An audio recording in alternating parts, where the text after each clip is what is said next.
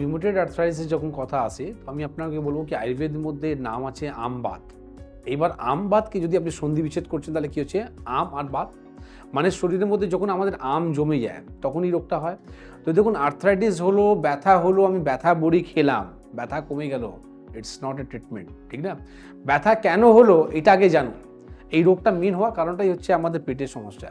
মানে যখনই আমাদের পেটের মধ্যে আম জমতে থাকে, ঠিক আছে, তখন কিন্তু এই রোগটা হতে থাকে। এবার আপনি কি করে বুঝবেন কি আপনি রুমেটয়েড আর্থ্রাইটিস নিয়ে আক্রান্ত রয়েছেন? যখনই কোনো পেশেন্টকে স্মল জয়েন্টের মধ্যে অ্যাটাক করে, ঠিক না, এই যে যত জয়েন্টগুলো রয়েছে এর মধ্যে সোয়েলিং হয়ে যায়, এগুলোর মধ্যে ব্যথা হতে চালু হয়ে যায়, আস্তে আস্তে এরকম আমরা পেশেন্ট পাই তারা কিন্তু পঙ্গু হয়ে যায়, মানে হাত পা সব একদম বেঁকে গেছে। তো এই রোগের মধ্যে আমরা কি করতে পারি, কি রিপোর্ট করাবো, এটা খুব ইম্পর্টেন্ট জিনিস। আজকে দেখুন অনেক পেশেন্ট আমরা পাই তারা কিন্তু কোনো রকম রিপোর্ট করায় না, শুধু ব্যথা বড়ি খেয়ে খেয়ে ব্যথাকে কমাচ্ছে।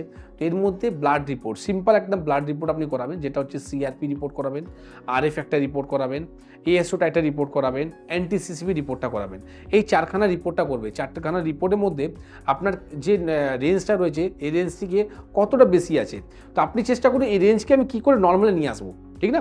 যে কোনো রোগ দেখুন আপনার যখন রোগের বিষয় আপনি যখন জেনে যাবেন, রোগ নিয়ে আপনাকে চিন্তা ভয় একদম সব কেটে যায়। তো যখন ওই রেঞ্জটা আপনি নামিয়ে দেবেন, লেভেলের মধ্যে নিয়ে আসবেন, তখনই কিন্তু সমস্যা মিটে যাবে।